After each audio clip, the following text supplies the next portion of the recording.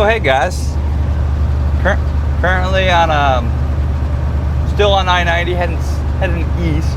Just left Billings, climbing this monstrosity of a hill out of Billings. It really ain't that steep. It's like a 6%, but as soon as you take that interchange from 94 to 90, you're immediately climbing, so you don't really get any momentum. But you get some views up here. That's for damn sure. I mean, you're about to probably see a few. Like, there's one right here.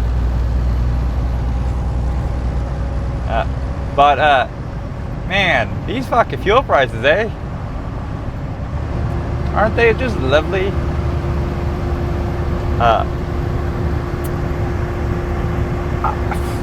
How long is it gonna last? Wouldn't surprise me if it goes through the summer. Wouldn't surprise me. Kind of sucks for a little bit that I am LTL. Don't confuse LTL for meaning light. That's more LTL if you're local. Yes, it's light, but like since I'm coast to coast, like my last load was 35,000 pounds, for example. My buddy's got 38,000. He'll lose 16,000 of that in Denver though, and that guy's got a fucking blown tire or something. But no. So don't confuse LTL for light. This means less than truckload. Even though it's a full truck, it's just multiple shippers in one truck.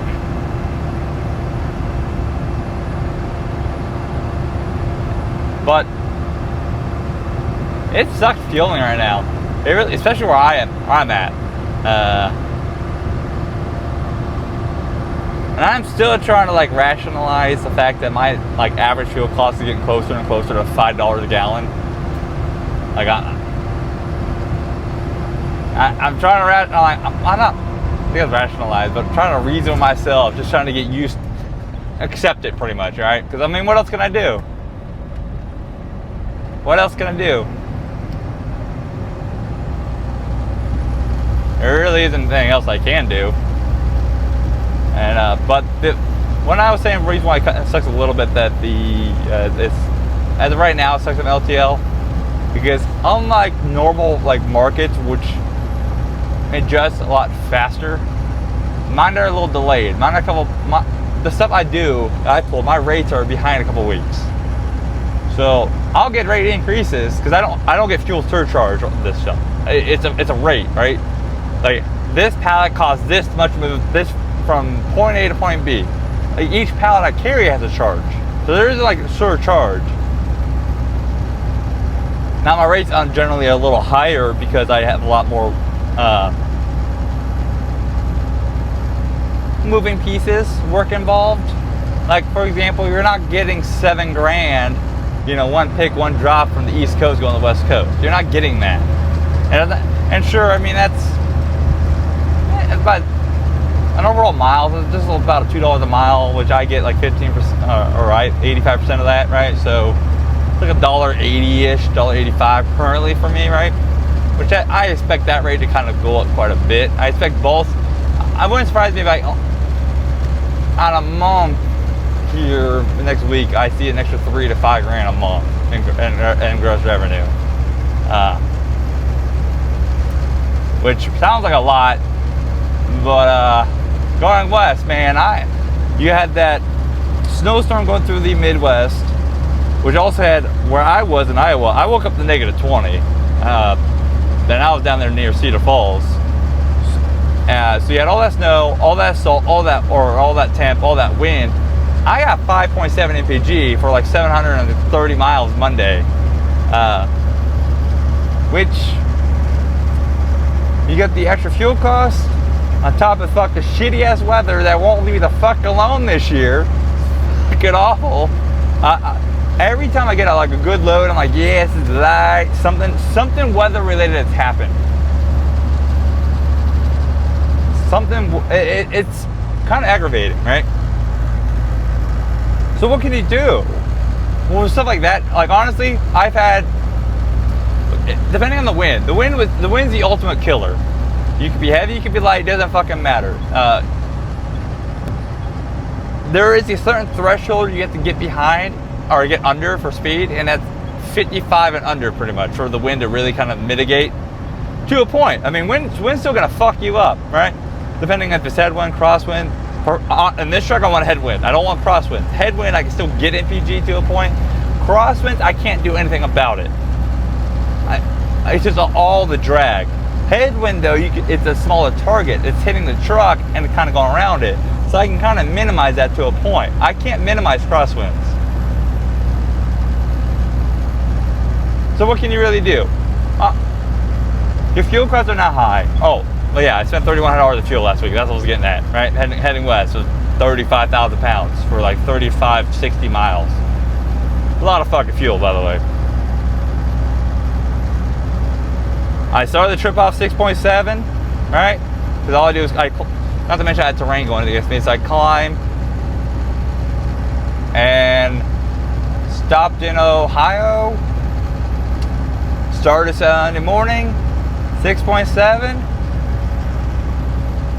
Ended up parking in Cedar Falls at like 6.3 because I sat the wind, the front was blowing in.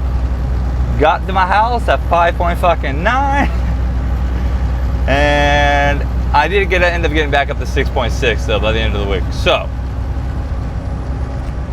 I lost. What's crazy about that is I lost Monday, okay? I lost 18,000 pounds. It's still dropped that hard in MPG. See? There's only so much you can do. Went for 35,000 pounds and I lost 16,000 pounds, okay? So I was like 21,000, like pretty close. And I still lost MPG, and that's considered light, right? Problem is in that wind, I didn't want to be too light because then I got to worry about fucking blowing over. It was weird though. Parking there where I was, then 35 was closed, 29 was closed, 90 was closed. Wisconsin was all closed, right? All 80 was closed. Like Omaha to fucking pretty much Iowa City was closed. Like it was weird being the one road that wasn't closed. And that was up there on 26? I think it's 26. Pretty sure it's 26.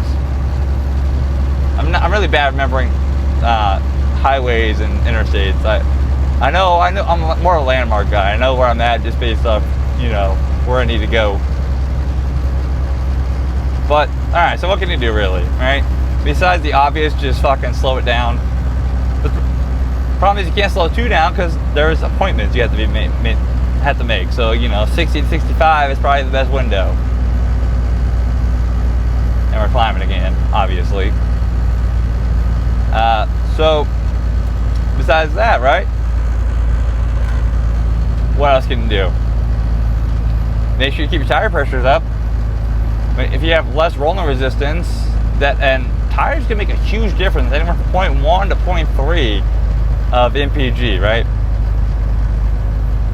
And use fuel synthetic, fuel synthetic like 540 or 10W30 oil. That'll help too. That's like 0.1. So you do a lot of little things that add up, right? You can do the air tabs you see on a lot of trucks and trailers. Put that shit on. Put them on the truck and trailer if you own your trailer, and that can add up to like 0.1. So if you do enough things, it all sounds dumb, right? But like 0.1 here or 0.1 there, you do 5 things or 0.1, there's half an MPG right there, right?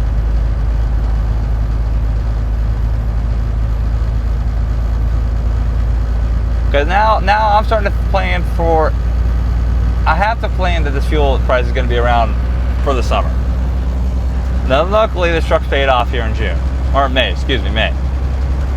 So that gives me a lot to work with. But I have some big repairs coming up this summer, going to early next year. Big repairs. Not to mention, I still got to think about the eventual ticking time bomb that this motor is, because I broke 700,000 miles last week. So there's that, right?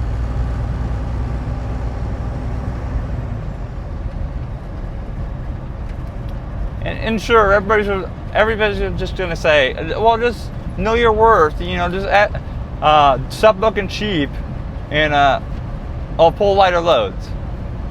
Well, it's really not that simple. It's really not that simple when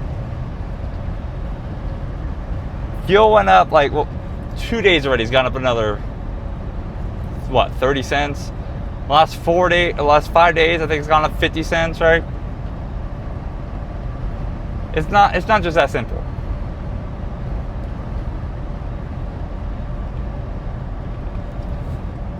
And besides, really, you should also be taking advantage of the increased rates you're able to get right now, right? Because of the fuel. By slowing down, taking advantage of the extra profit, right? I don't know why that truck just tapped his brake, or cars tapped his brake a few times. Now, if you're a hood truck right now, man, I feel sorry for you guys. I do. Like, because you guys are screwed.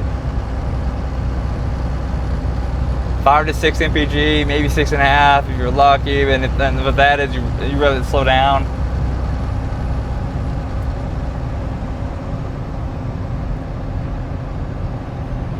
Like right now, I'm at 7 mpg for the week so far. To be fair, I only got 850 miles done, right? But I'm in this terrain too. Coming out of Seattle, going into Montana. Yeah, I forgot how big of a hill this is.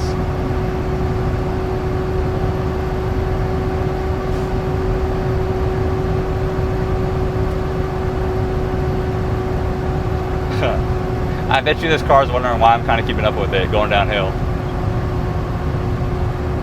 And this load, by the way, is only 25,000 pounds. So there's like, what am I going to do to my truck here? Well, over the next couple months, nothing. I'm kind of saving all my money. Nothing, right? I'm pretty much running my truck. Well, other than slowing down and tire pressure, right? But and all the extras, nothing. Not until the truck's paid off. I'm using the race increases to keep me going, and that's it. But I will be adding an air dog to this truck, right? That's a water fuel separator replacement with a fuel pump on it. You can look into it, air dog. Highly recommend. It's being highly recommended. Well, in the Volvo group I'm a part of for this truck. And even if it only gives me 0.2, that's still an improvement, right? If I see up to, like, on average people are seeing 0.3 to 0.5, so if I see that, it's worth the $2,000 it's gonna cost me. It's gonna be worth it by a lot. Like, for example, do 14,000 miles, okay, divided by 7, right? 7 mpg. There's the gallons it costs to run those miles for the month, right? Now do it by 7.3. It adds up. Do that across the year, it adds up. Now, I'll put air dams on my truck. I'll probably end up doing it on the trailer, even though I'm leasing this trailer, just because it's a cheap investment, and I'm probably gonna have this trailer for a bit. So, but those would be 0.1 between the truck and trailers. That'd be like, let's just say 0.1. If it's 0.2, right? But let's say 0.1. So between the air dog and that 0.4, right? Tire inflators. Although I'm hoping to have those before May. That's one thing I am trying to get done. That is $1,500. I can install it myself in like half hour though. So I just haven't decided if I want to do the drives at 105 or 100. Because the problem is that the tire pressure is you want your tires inflated for what you're hauling. But the problem is that I don't always lose the same amount of freight. So I think I'm gonna have it inflated for heavy. Well, not heavy, but you know, like mid-30s. Problem with that is though, as I get lighter and lighter and lighter, that means the tires bounce more.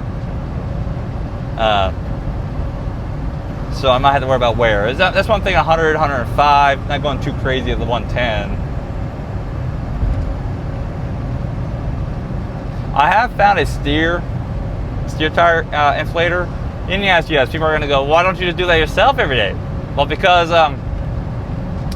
You know, if you're in a cold enough environment, which I am in a lot, that even going down the road with it warmed up, it's still gonna suck air out of it, right? It's still gonna leak it out.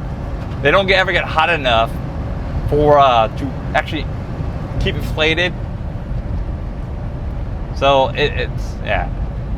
Like, you stop to get fuel, by the way, boom, out. All it takes, stop the shower, boom, you lose air pressure, right? To put this in perspective, go air up a basketball, okay? Go over and air a basketball and put it in the freezer for like 10 minutes, 15 minutes, and we'll obviously check the air pressure, right? And pull it out, see how much air pressure is in there. You might be surprised.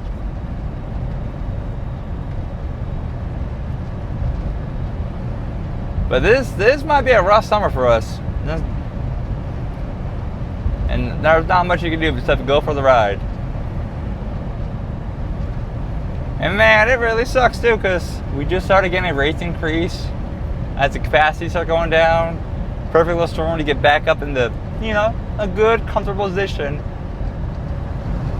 And then, well, like, we're still paying extra for fucking DEF at least. And DEF's cheap, because you don't really use too much. It's like one fill a week, you know? Maybe a fill and a half. But the DEF price has pretty much doubled since the Ukraine war. So, like, can we get a break?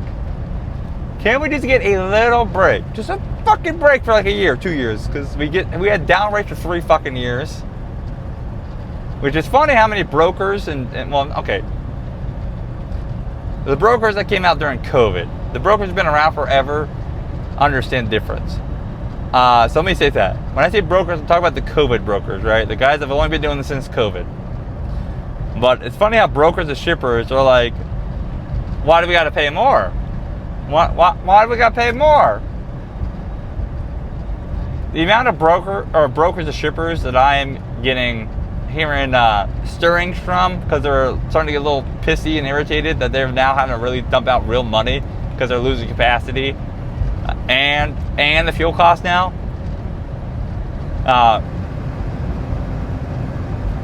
Well, for example, okay, I don't min-max my fuel. I don't maximize my fuel for just a week. I never do that, because the region I'm in, I'm trying to get my whole goal of the loop is to get in and out of Oregon and Washington.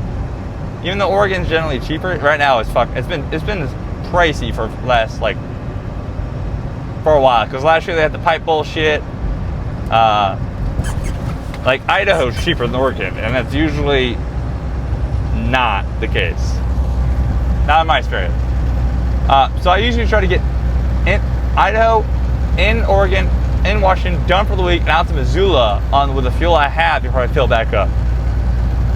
Can't do that though. Can't do that now. But so, like, before, my fuel costs for these 3,500 miles, you know, 14,000 miles a month, right, was like $2,300 a week. Now it's 28 to 31 a week.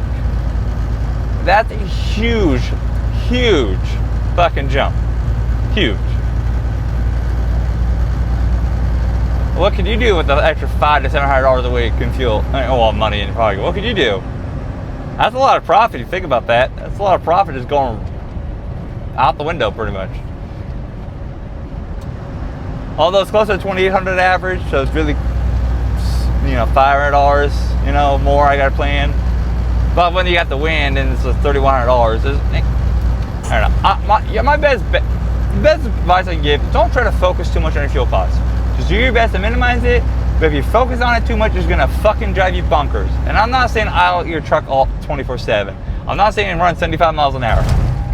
But just slow it down, keep your tires aired up, try to maximize your rates, and do not focus on the day-to-day fucking pendulum swing of the fuel prices. Because if you do that, you're gonna drive yourself fucking nuts. Treat the fuel prices like the 401k. Don't fucking watch it. It is, because yes, it is very aggravating to see it drops 8 cents, and we're like, yeah, 8 cents, like, and then it's like immediately 11, 19, back-to-back days, you know.